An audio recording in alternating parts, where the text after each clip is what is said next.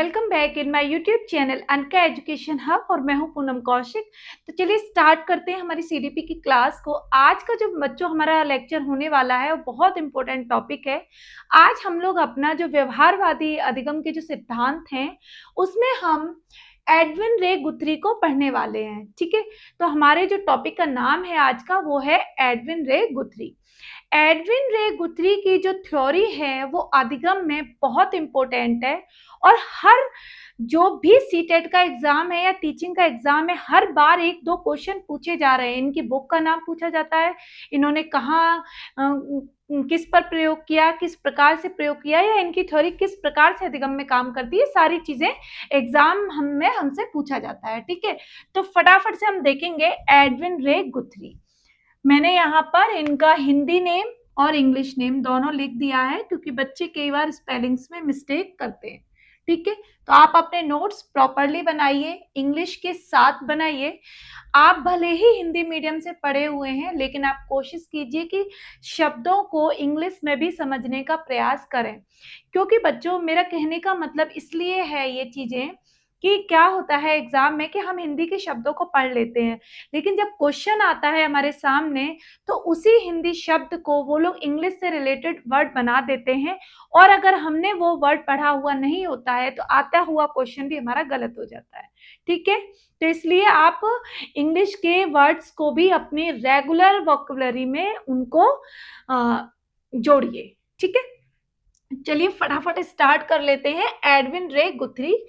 सबसे पहले हम जानेंगे कि एडविन रे गुथरी का जन्म और मृत्यु कब, कहां, कैसे। तो इनका जो जन्म हुआ है बच्चों वो हुआ है 9 जनवरी 1886 1886 में इनका क्या हुआ है, जन्म हुआ है। कहां पर हुआ है इनका जन्म, अमेरिका में हुआ। इनकी जो मृत्यु हुई बच्चों वो हुई 23 अप्रैल 1959, 23 अप्रैल 1959 में इनकी डेथ हुई है। अब ये जो क्वेश्चन है इनसे जुड़ा हुआ वो ये है कि जो एडविन रे गुथरी है वो मनोवैज्ञानिक है, लेकिन किस प्रकार के मनोवैज्ञानिक हैं। तो गुथरी जो है बच्चों वो व्यवहारवादी अमेरिकन मनोवैज्ञानिक हैं। क्या है, व्यवहारवादी मनोवैज्ञानिक है। कहाँ के, अमेरिका के। ठीक है, 2-3 चीजें क्लियर हो गई। फिर जो इनका जो थ्योरी है, जो इनका सिद्धांत है बच्चों, ये किस नाम से है, तो इनकी जो थ्योरी है, जो सिद्धांत है इनका वो है समीपता या फिर स्थानापन्नता का सिद्धांत। समीपता यानी कि जब कोई बच्चा सीखने की प्रक्रिया में होता है तो जब वो स्टिमुलस या रेस्पॉन्स यानी कि उद्दीपन और अनुक्रिया के बीच में जो एक कोर रिलेशन मिलता है, उसे दोनों में निकटता मिलती है कि किस परिस्थिति के द्वारा सीखा गया काम उसी प्रकार की परिस्थिति जो दूसरी उसके सामने आई है, जब वो दोनों को देखता है कि हाँ ऐसी सिचुएशन मेरे सामने पहले आ चुकी है तो मैंने वहां किस प्रकार से रिएक्ट किया, तो सेम उसी चीज को याद करता हुआ जब वो नई परिस्थिति में उसी प्रकार का रिएक्ट करता है, निर्णय लेता है बच्चों, तो वही चीजें समीपता का सिद्धांत कहलाता है। ठीक है, तो समीपता का मतलब है कि जब रेस्पॉन्स और हमारा जो स्टिमुलस है उसके बीच में कोई रिलेशन बनता है, कोर रिलेशन बनता है, तो वहां पर हमारा जो थ्योरी है वो एडविन रे गुथरी की थ्योरी है। नाम क्या है, समीपता या फिर स्थानापन्नता का सिद्धांत। इस सिद्धांत के और भी नाम है जो हम अभी आगे समझेंगे। तीसरा पॉइंट इनका जो पूछा जाता है एग्जाम में कि एडविन रे गुथरी ने अपने कैरियर की शुरुआत किस प्रोफेशन से की या किस व्यवसाय से की, तो बच्चों एडविन रे गुथरी ने शिक्षक या फिर दार्शनिक के साथ व्यवसाय की शुरुआत करी। व्यवसाय की शुरुआत करी। ठीक है बच्चों, लेकिन जब वो 33 वर्ष के हुए, 33 वर्ष के जब गुथरी महोदय हुए तो इन्होंने अपने आप को एक मनोविज्ञान के तौर पर देखा, मनोवैज्ञानिक के तौर पर देखा। ठीक है बच्चों, मनोवैज्ञानिक के तौर पर इन्होंने खुद को पाया या देखा। यानी कि कह सकते हैं कि इन्होंने जब अपना प्रोफेशनल स्टार्ट किया तो एज अ टीचर और एज अ दार्शनिक फिलोसफर के रूप में इन्होंने अपनी ड्यूटी को स्टार्ट किया। लेकिन जब ये इस कार्य में आए तो इन्होंने देखा कि ये तो मनोवैज्ञानिक के तौर पर भी काम कर सकते हैं, क्योंकि जिस प्रकार के क्षेत्र में ये काम कर रहे थे वो एक मनोवैज्ञानिक का क्षेत्र था। 3-4 चीजें ये हो गई। नेक्स्ट टॉपिक है बच्चों के इन्होंने जो प्रयोग किया वो किस पर प्रयोग किया। तो इनके जो प्रयोग थे मनोविज्ञान के क्षेत्र में बच्चों, वो मानव प्रयोग थे। मानव प्रयोग थे, ठीक है, मानव प्रयोग थे। तो वो किस पर प्रयोग था? तो पीटर नाम का बालक था, पीटर नामक बालक पर इनका प्रयोग था। लेकिन बच्चों किसकी मदद से था? तो वो एक खरगोश की मदद से था। खरगोश की मदद से। कहने का तात्पर्य है कि एडविन रे गुथरी ने एक खरगोश के माध्यम से एक बालक जिसका नाम है पीटर, उस पर अपना प्रयोग किया। इसीलिए इनके प्रयोग क्या कहलाए? मानव प्रयोग कहलाए, ठीक है। लेकिन किसके? एक पशु की सहायता से इन्होंने अपने प्रयोग किए। नेक्स्ट टॉपिक क्या है बच्चों? नेक्स्ट इनका क्या है कंटेंट? कि विरोध। जो एडविन रे गुथरी ने जब अपनी थ्योरी दी तो किस बेस पे दी? हमने इतने सारे सिद्धांत पढ़े हैं, हमने इतने सारे फिलोसोफर्स को देखा है, अरस्तु को देखा, सोक्रेटिस को देखा, सुकरात को ही सोक्रेटिस कहते हैं। इन सबको जब हमने देखा, पढ़ा, समझा, जाना, तो हमने क्या देखा कि इन लोगों ने अपने विचार किसी के भावनाओं से आहत होकर दिए, या फिर उन्हें किसी की बात अच्छी नहीं लगी तो इन्होंने उनकी बात का विरोध करते हुए अपने अलग नए सिद्धांत दिए। सेम उसी प्रकार से एडविन रे गुथरी ने भी बच्चों थॉर्नडाइक, ठीक है, व पावलव के सिद्धांत का बच्चों इन्होंने विरोध करके इन्होंने अपने नए सिद्धांत समीपता या स्थानापन्नता का सिद्धांत दिया। अब हम जानेंगे कि इन्होंने इन दोनों का विरोध क्यों किया। जब हम थॉर्नडाइक और पावलव को पढ़ते हैं तो हम क्या देखते हैं कि थॉर्नडाइक और पावलव कह रहे हैं कि जब कोई बालक कोई उद्दीपन करता है और जब कोई उद्दीपन के द्वारा उस उद्दीपन मतलब जो स्थिति के सामने वो खुद का कोई अनुक्रिया करता है, रेस्पॉन्स करता है, तो ये चीजें करने के लिए हम बार बार एक ही चीज को रिपीट करेंगे। यानी कि जब थॉर्नडाइक का हमने देखा कि बिल्ली का, या पावलव को जब हमने देखा कुत्ते पर जब प्रयोग किया, तो इन्होंने एक ही बात को रोजाना दोहराया या दिन में कई बार दोहराया। तो इनके कहने का मतलब है कि जब एक ही परिस्थिति को बार बार हम जब किसी बालक के सामने, किसी जानवर के सामने पेश करेंगे तो उसकी जो मन की स्थिति है वो उसी प्रकार से हो जाएगी और वो धीरे धीरे ही खुद व्यवहार करना सीख जाएगा कि उसे कैसे सर्वाइव करना है, ठीक है। लेकिन गुथरी महोदय कहते हैं कि किसी भी उद्दीपन और अनुक्रिया के बीच में किसी भी प्रकार की बार बार दोहराने की जरूरत नहीं है। ये कहते हैं कि जो सीखना होता है किसी बालक का, जो सीखना होता है बच्चों, वो एक ही प्रयास में होता है, एकल प्रयास में होता है, ठीक है, एकल प्रयास में होता है।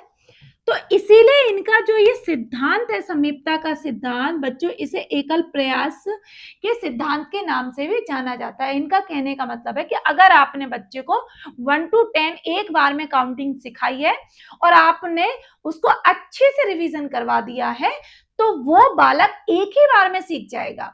या आपके सिखाने का तरीका ऐसा है कि एक ही बार में अगर बच्चा सीख पा रहा है तो आपको बार बार उसके लिए किसी पुरस्कार, उसके लिए किसी पुनर्वलन की जरूरत नहीं है, वो बच्चा एक ही प्रयास में सीख जाएगा, ठीक है। अब जैसे कि क्वेश्चन और भी बनते हैं इनकी थ्योरी से कि सिद्धांत के अन्य नाम क्या हैं, तो मैंने अभी आपको यहाँ बताया कि इस सिद्धांत को बच्चों एकल प्रयास का सिद्धांत के नाम से भी जानते हैं, ठीक है। और एक इसका नाम और भी है, वो है उद्दीपन अनुक्रिया साहचर्य अधिगम का सिद्धांत, साहचर्य अधिगम का सिद्धांत, ठीक है बच्चों, क्लियर हो गई। यानी कि इस थ्योरी के कितने नाम हो गए, इस थ्योरी के बच्चों 4 नाम हो गए। पहला समीपता का सिद्धांत, स्थानापन्नता का सिद्धांत, एकल प्रयास का सिद्धांत और लास्ट है उद्दीपक अनुक्रिया साहचर्य अधिगम का सिद्धांत। आई होप कि अब आपके एडविन रे गुथरी के कोई भी थ्योरी के नाम कभी गलत नहीं होंगे, ठीक है। चारों नाम हमें पता चल गए इनके सिद्धांत के।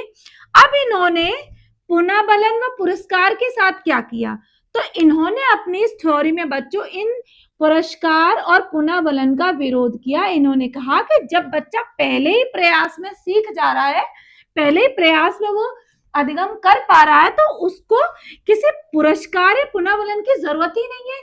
हम क्यों बच्चे के मन में लालच डालें कि तुम फटाफट से रट लो भाई, 2 का टेबल रट लो तो मैं तुम्हें चॉकलेट दूंगा।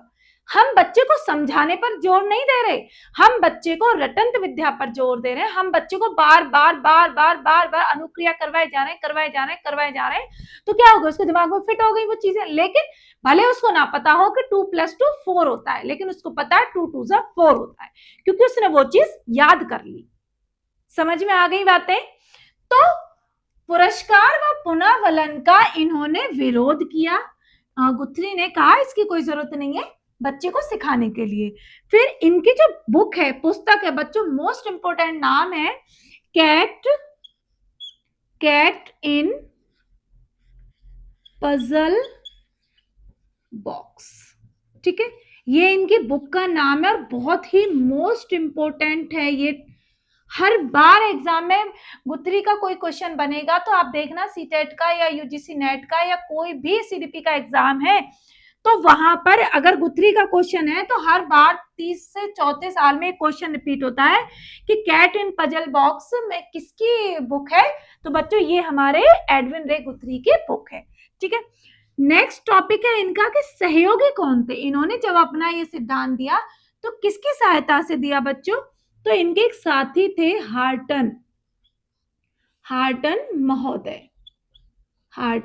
महोदय की सहायता से इन्होंने इस थ्योरी को डेवलप किया, ठीक है।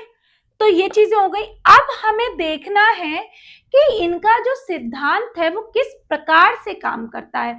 तो एक बार देख लेते हैं कि एडविन रे गुथरी का जो थ्योरी है बच्चों, वो व्यवहारवादी अमेरिकन मनोवैज्ञानिक है। सिद्धांत का नाम हमने देख लिया। शिक्षक की और दार्शनिक के साथ इन्होंने अपने व्यवसाय की शुरुआत की, लेकिन बाद में ये मनोवैज्ञानिक के रूप में उभर के आए। इनके जो प्रयोग हैं वो मानव प्रयोग हैं पीटर पर और खरगोश की सहायता से। अब हम इनकी थ्योरी को समझेंगे। विरोध किसका किया इन्होंने, थॉर्नडाइक व पावलोव का विरोध किया है। सिद्धांत के अन्य नाम हमने देख लिए। पुनर्बलन और पुरस्कार का इन्होंने विरोध किया। पुस्तक का नाम कैट इन पजल बॉक्स और सहयोगी कौन थे इनके, हार्टन महोदय। अब हमें देखना है कि इनकी जो थ्योरी है वो किस प्रकार से काम करती है, ठीक है। तो मुझे आप थोड़ा सा ये रेस करना पड़ेगा। देखो बच्चों, अब इनकी जो थ्योरी है जो पीटर नामक बालक पे इन्होंने करी, वो किस प्रकार से करी। जैसे कि देखो, इन्होंने बताया कि जो हमारा स्टिमुलस है और जो हमारा रेस्पॉन्स है, इन दोनों के बीच में हमको बहुत सारे प्रयासों की जरूरत नहीं है। इन्होंने कहा कि अगर हम किसी बालक को सिखाना चाहते हैं तो एकल प्रयास के द्वारा सिखा सकते हैं, एकल प्रयास के द्वारा सिखा सकते हैं। अब कैसे, देखो, ये जो बच्चा था पीटर,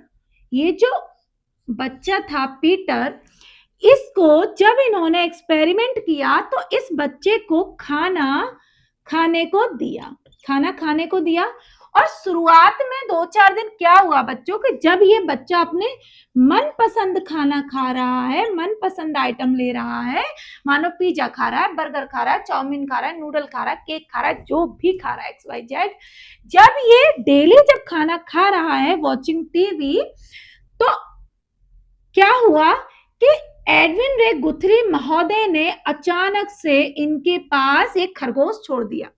ठीक है, बच्चा खाना खा रहा है और इसके पास खरगोश को छोड़ दिया इसके रूम में। अब क्या हुआ, एक दिन तो इसने इग्नोर मार दिया, इसका कोई इंटरेस्ट नहीं आया, खाना खाता रहा, अपना कार्टून देखता रहा। सेकंड डे इन्होंने फिर से बच्चे खाते वक्त इन्होंने फिर से खरगोश को छोड़ दिया। तीसरे दिन इन्होंने फिर से खरगोश को छोड़ दिया। अब क्या हुआ, बच्चा 2-3 दिन से डेली देख रहा था इस खरगोश को।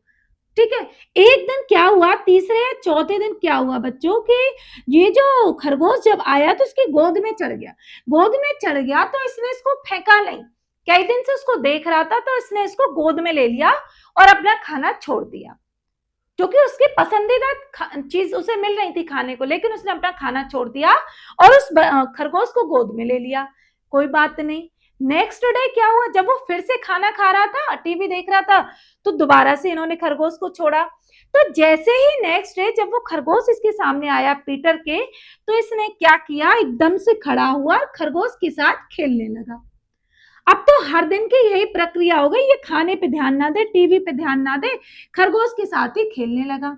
तो यहाँ पर जो एडविन गुथरी कहना चाह रहे हैं, या हम सबको जो इन्होंने ये जो सिद्धांत दिया, वो क्या बता रहे हैं कि इस सिद्धांत के द्वारा किसी के मनपसंद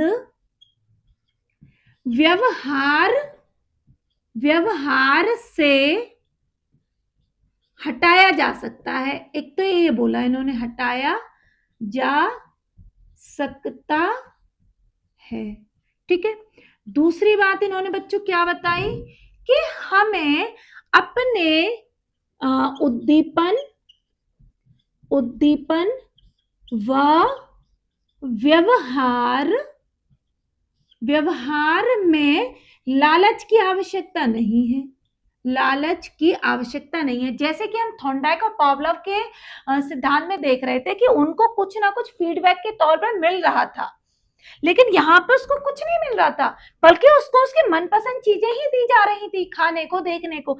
लेकिन फिर भी उसके व्यवहार में परिवर्तन हुआ, और उसके व्यवहार में परिवर्तन होने का मतलब ये था कि जब जो हमारा किसी चीज के प्रति हमारा जो स्ट्रूमलेस है, भले ही कितना मजबूत हो, लेकिन जब हम डेली उस काम को देख रहे हैं तो हमारी जो अनुक्रिया है, जो हमारी क्रिया है, वो बदलेगी, निश्चित तौर पर बदलेगी।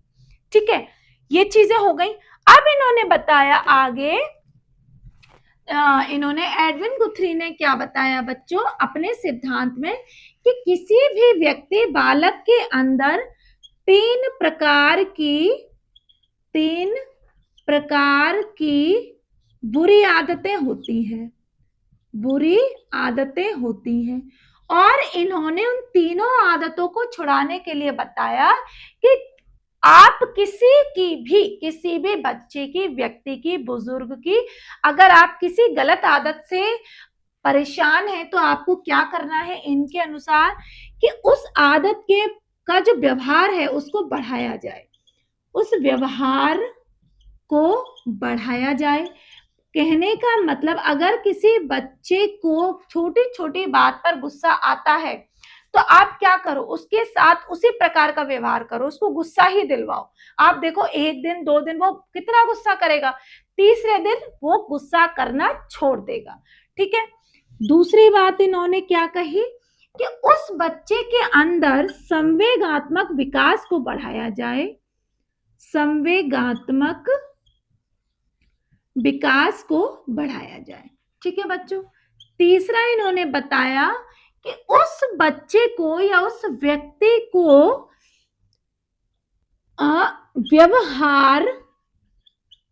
व्यवहार परक वस्तुएं प्रदान की जाए। जैसे कि अगर मान लो कोई बालक है अपनी चीजें किसी के साथ शेयर नहीं करता है तो उसके दोस्तों को घर में बुलाइए, उसको 2-4 चीजें बेटा कलर कर लो, शेयर कर लो, बेटा ये आप खा रहे हो, ये चीजें आप एक दूसरे के साथ शेयर कर लो। तो जब उस बच्चे के अंदर इस प्रकार का व्यवहार डेवलप होगा तो उसकी जो भी ये 3 प्रकार की जो बुरी आदतें होती हैं वो छूट जाएंगी, ऐसा एडविन गुथ्री महोदय कहते हैं। ठीक है बच्चों, ये सारी चीजें हो गई। अब इस व्यवहार का जो शिक्षा में जो प्रयोग है वो शिक्षा में प्रयोग क्या है?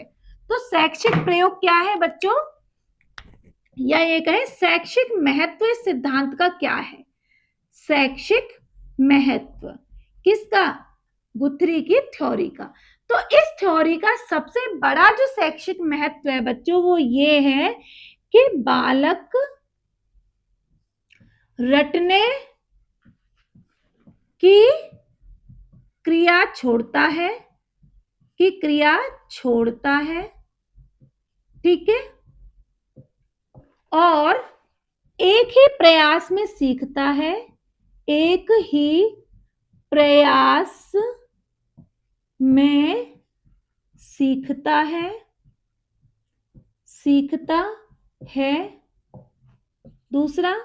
तीसरा अपने व्यवहार को मजबूत बनाता है। ठीक है बच्चों, तो ये हुआ आज हमारा एडविन रे गुथ्री की थ्योरी, जिसे हमने डीपली समझा, पॉइंट टू पॉइंट समझा, ज्यादा इधर की बातें हमने अपनी इस थ्योरी में आज नहीं करी। ठीक है, आपको ये वीडियो कैसी लगी? आपको मेरी बातें समझ में आती हैं या नहीं आती हैं? एक बार कमेंट करके आप मुझे जरूर बताइएगा, क्योंकि आपके द्वारा दिए गए जो बातें होती हैं उनसे मुझे भी मौका मिलता है कि मैं अपनी टीचिंग को और अच्छे से सुधारूं। तो मिलते हैं एक नई क्लास में एक नए टॉपिक के साथ, तब तक बने रहिए हमारे साथ। Bye bye, Radhe Radhe.